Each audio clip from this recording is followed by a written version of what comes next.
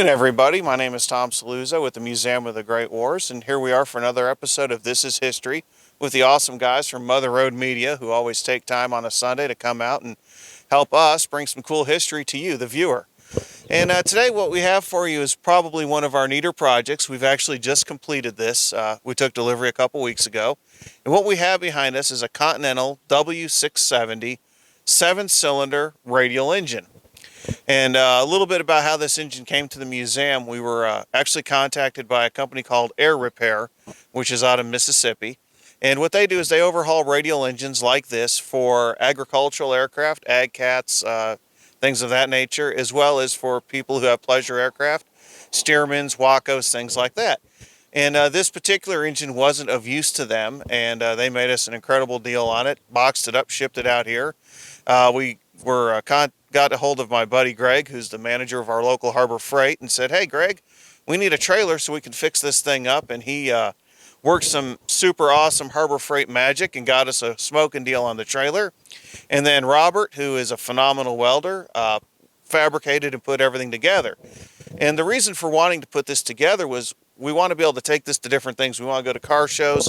We want to be able to take it to schools. We want to take it to First Friday. Different things like that, because so many people have never seen a radial engine up close and in person.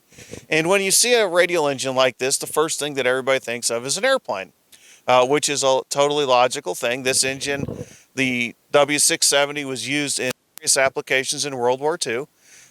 First and foremost was the Stearman biplane, which was the U.S. Army, U.S. Navy, and even the Canadians used them as a primary trainer. There was primary trainers. That was your first airplane you flew. Then you went to a basic trainer, then you went to an advanced trainer. And so the basic trainer was very, very simple. The propeller was fixed pitch. The landing gear didn't come up and down.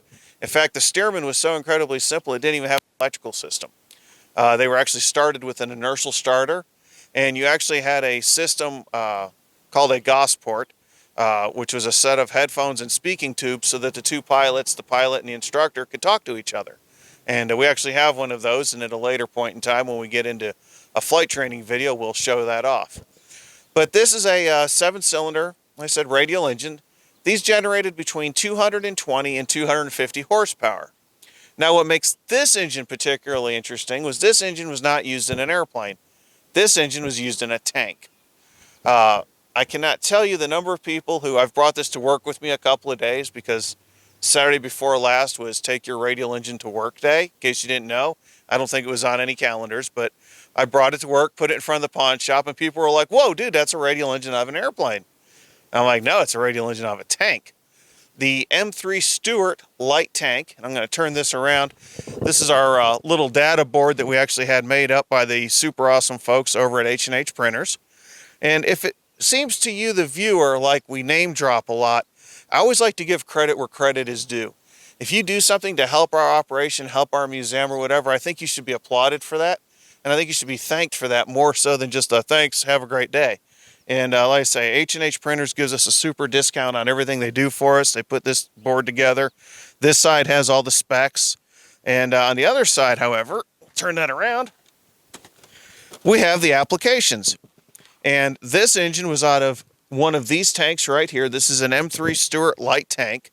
They weren't a great tank. They were an adequate tank. Going into World War II, everybody was thinking small, fast, light, and the Germans proved us otherwise, and we started having to come up with more heavily armored tanks, bigger tanks, things like the Sherman, and then later on various other stuff. But this was out of an M3 Stuart.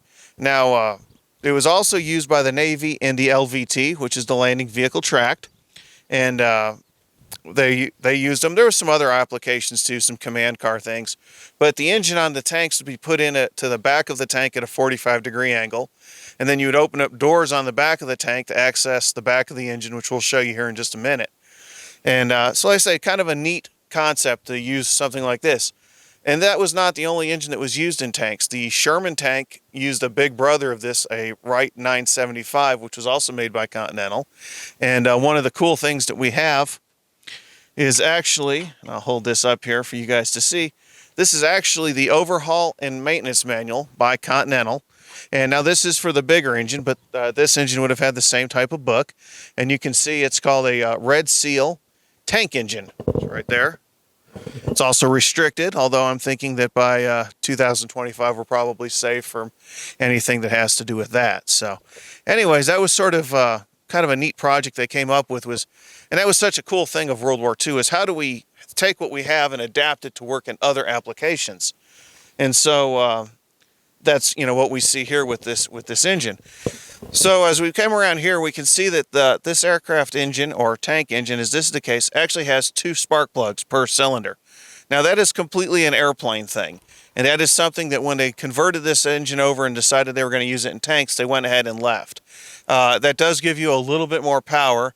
The other thing it does is it gives you redundancy. That's why we use these in airplanes. If you go out to the airport and look at any general aviation airplane or any of the, well, they're all gone now, but if you looked at the old freighters and stuff, the DC-3s, the Convairs, the DC-6s, anything with a piston engine has 2 spark plugs per cylinder. The reason being is that if you lose your magneto, which is typically what most aircraft engines use to produce spark, you don't want to crash. And so by having that redundancy, you might have a slight loss in power. But years ago, I was told by a very, very wise gentleman that an engine running at 85% power is much better than an engine running at 0% power. So as we look at the back part of the engine here, we can see we've got a couple of different neat things. Number one, here is our left and right-hand magneto. Now, for those of you not familiar with the magneto, that's technology that evolved out of the tractor. And magnetos do not require an external power supply. They have an internal magnet, and as the engine starts over, or as the engine runs, rather, this rotates and it produces a spark. Now, magnetos have to be running at a certain RPM to generate a spark. And so right here we have this little deal here, which is called an ignition vibrator. And what the ignition vibrator does is actually produce a little bit of a spark, if you will, that gets the engine started. So typically an aircraft engine, or in this case a tank engine, will start off of 1 cylinder, and then once it's running and gets up about 400 or 500 RPM, both magnetos kick in and it's producing power off of those. Up on the top here we have a starter. Now we can obviously see all the electrical wiring, but then we have this little deal back here, and it's like, well, what the heck is that for? Well, there was actually a shaft that would run out the backside of the tank, and you could insert a rod, and you could actually hand start this engine if you had to.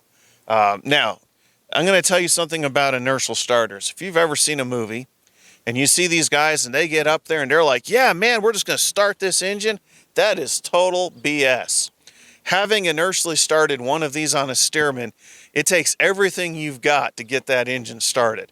And it will wear you out, and you get really irritated with the guy who's in the cockpit if he's not paying attention and you have to try to do it twice, because it will wear you down.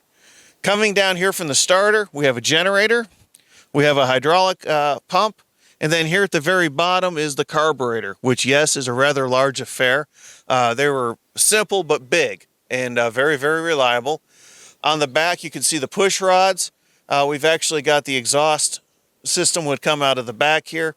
Right now it's just plugged up with rags. The good folks over at Vindelive M14P at the airport are going to make us up a couple of neat covers to put on there so we don't get bugs and funky stuff in there.